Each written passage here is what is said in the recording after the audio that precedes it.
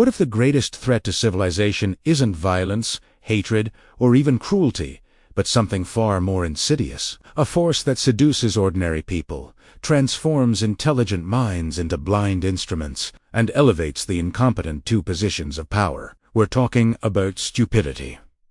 Not as a lack of education or low IQ, but as a societal disease that infects even the brightest minds. History is riddled with examples of this paradox. From Emperor Nero, fiddling while Rome burned, to modern billion-dollar frauds like Theranos, we see a recurring pattern.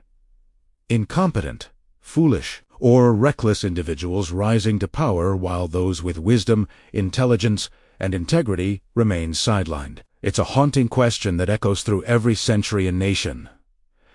At first glance, it seems absurd. Shouldn't intelligence naturally outcompete ignorance? Shouldn't the most capable rise to the top? But as Machiavelli observed 500 years ago, the reality is often the opposite. In the theater of politics and power, appearances matter more than substance. The intelligent hesitate because they see the complexity of reality. They doubt themselves, weigh evidence, and feel the burden of conscience. Meanwhile, the foolish stride forward with reckless confidence, offering simple answers to complex problems and shouting certainty in a world starving for clarity. And people, desperate for security and direction, reward them. This phenomenon is what modern psychology calls the Dunning-Kruger effect.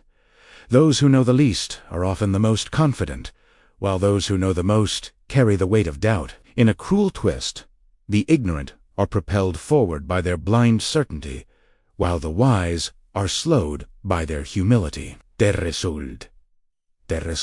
Leadership often gravitates not to the most capable, but to the most audacious. But stupidity is not just an individual defect. As Dietrich Bonhoeffer wrote during the rise of Nazi Germany, it's a sociological disease. He warned that evil can be resisted because it's obvious, wearing the face of malice. But stupidity, cloaked in good intentions and moral certainty, is almost unstoppable. The masses surrender their independent thought, finding safety in slogans, obedience, and belonging. Once this surrender happens, even the most educated or intelligent individual can become an accomplice to destruction. Consider the Milgram experiments at Yale in the 1960s.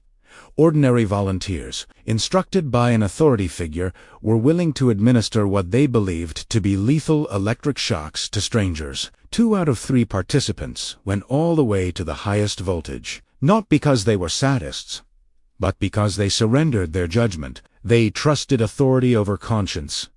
They stopped thinking. This is what makes stupidity so powerful. It spreads through systems, not through malice. Social media today amplifies this with ruthless efficiency.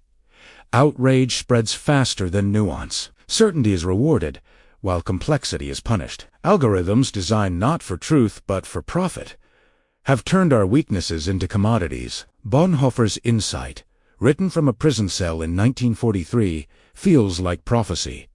Stupidity is not merely a lack of intelligence. It is the abdication of thought. And once abdication becomes a habit, stupidity protects itself. Have you ever tried reasoning with someone deeply entrenched in a false belief? Facts bounce off like stones against steel. Evidence is dismissed as propaganda. The more you argue, the more defensive they become. This is why Bonhoeffer wrote, "Reasoning is useless." Facts that contradict a stupid person's prejudgment simply need not be believed. In such moments, the stupid person even becomes critical. And when facts are irrefutable, they are simply pushed aside as inconsequential. This is the terrifying mechanism. Stupidity does not recognize itself as stupidity. It feels righteous. It feels loyal. It feels moral. Which is why so many destructive leaders are not recognized as dangerous until it's too late. Machiavelli knew this as well. Prince observed that rulers often surround themselves with incompetence because capable ministers become rivals, while fools become loyal servants. Power protects itself, not with wisdom, but with a shield of mediocrity. The court filled with sycophants is not an accident. It is the natural strategy of weak leaders to ensure their own survival. But why do people follow such leaders in the first place? The answer lies deep in human psychology. We long for certainty, for simple stories in a world of chaos. We crave leaders who project strength, even if that strength is built on illusion. The intelligent leader who admits uncertainty, who insists on complexity, who says, "I don't know," is punished for honesty. The foolish leader who proclaims absolute certainty is rewarded for the lie. This is why Elizabeth Holmes could convince investors that her machines worked when they did not. It is why populist leaders around the world gain power by promising easy solutions to problems that are anything but simple. And it's why history so often repeats itself in cycles of hubris, collapse, and regret. But if stupidity is so powerful, if it is both systemic and self-reinforcing, is there any hope? Bonhoeffer believed there was, but only through courage. He asked, in words that still cut to the bone, "Who stands fast? Who is willing to resist, not with violence, but with truth? Who dares to think when thinking itself is dangerous?" To resist stupidity, we must cultivate what I call intellectual courage.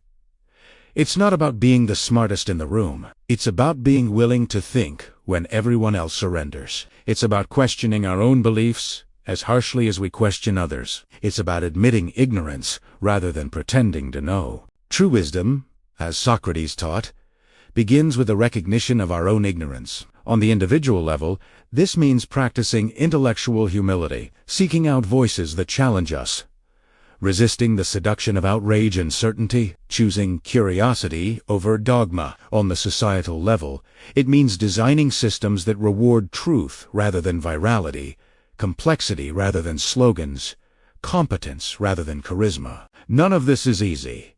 In fact, it's exhausting. Thinking carefully is harder than reacting emotionally. Checking facts is harder than sharing a headline. Listening to an opposing view is harder than joining a chorus of agreement. But this is the price of civilization. The tragedy of stupidity is that it feels liberating. To surrender thought is to feel lighter, free of responsibility, swept along by the current of the crowd. But that freedom is an illusion. It's the beginning of chains. True freedom lies in the burden of thought, in the discomfort of doubt, in the courage of independence. Bonhoeffer paid for this courage with his life. In 1945, he was executed by the Nazis, weeks before Germany's surrender. He chose thought over obedience, conscience over conformity. His warning remains with us.